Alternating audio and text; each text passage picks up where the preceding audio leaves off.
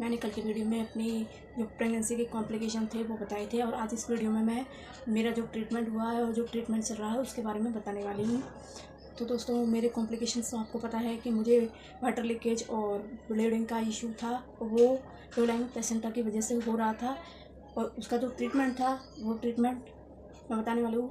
मुझे जब pregnancy confirm हुई थी उसके बाद फर्स्ट ट्राइमेस्टर यानी 12 वीक तक हमारा फर्स्ट ट्राइमेस्टर होता है, उसमें मुझे SCG जो हमारा एक ज़रूरी हार्मोन है उनके इंजेक्शन लगते हैं, वो इस सप्ताह में एक बार लगता है। और एक होता है प्रोजेस्टेरोन हार्मोन, उसके इंजेक्शन भी लगते हैं और मेडिसिन भी दी जाती है।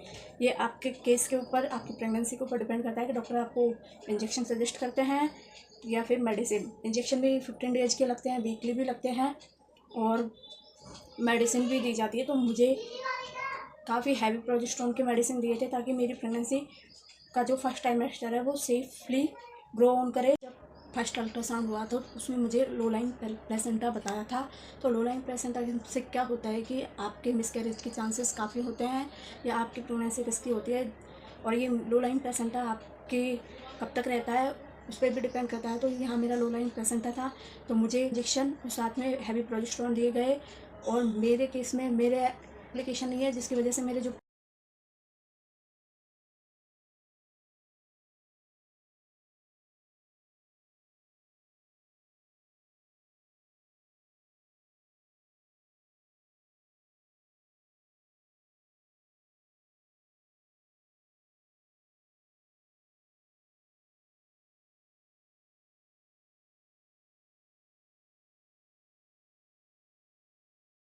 उनके बाद मुझे मेडिसिन, मेरा जो ट्रीटमेंट था वो कंटिन्यू था। बट 10 वीक्स में मुझे फिर कॉम्प्लिकेशन हुए, और उसके बाद मुझे 10 से 11 वीक तक मुझे कॉम्प्लिकेशन रहे हैं। मुझे 15 दिन ज़्यादा कॉम्प्लिकेशंस रहे हैं। तो उस वजह से डॉक्टर ने मेरा जो NT-NB स्कैन यानी कि वो 11 टू 14 वीक के बीच में होता है, तो मेरे कॉम्प्लिकेशन की वजह से मुझे 11 वीक में ही वो अल्ट्रासाउंड करवाना पड़ा।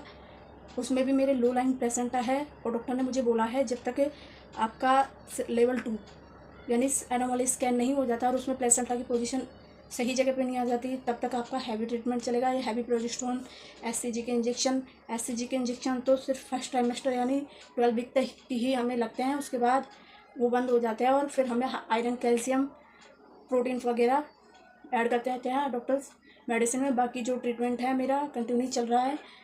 अब मेरा ट्रीटमेंट कितना हैवी, कितना खर्चा आ रहा है उसके बारे में भी मैं बताऊंगी, और मेरा ट्रीटमेंट की मेडिसिन कितने की पड़ रही है, मुझे कितनी जल्दी डॉक्टर से विजिट करना पड़ता है, ये सब भी मैं बताऊंगी। तो मेरा ट्रीटमेंट मंथली के 20-25 हज़ार के आसपास मेरा ट्रीटमेंट पड़ रहा है, विद मेडिसिन, डॉक्टर के पास जाना, दिखाना, और भी कई कॉम्प्लिकेशन, अल्ट्रासाउंड वगैरह, मेडिसिन, सबको मिला के मेरा 25,000 मंथली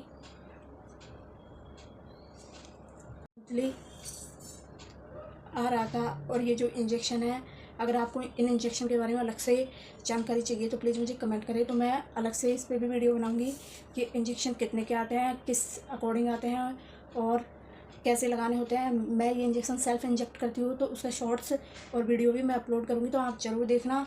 और आपके का भी यही ट्रीटमेंट चल रहा है तो मुझे ज़रूर कमेंट करके बताना। Thank you for watching. Video में मैं मेरे जो फर्स्ट ट्राइमेस्टर के सिम्टम्स थे वो बताऊंगी।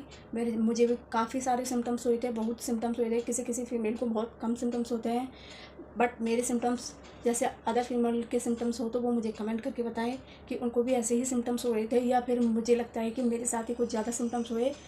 तो बिल्कुल कमेंट ज़रूर करें और मेरी वीडियो को लाइक करें, चैनल को सब्सक्राइब करें। Thanks for watching.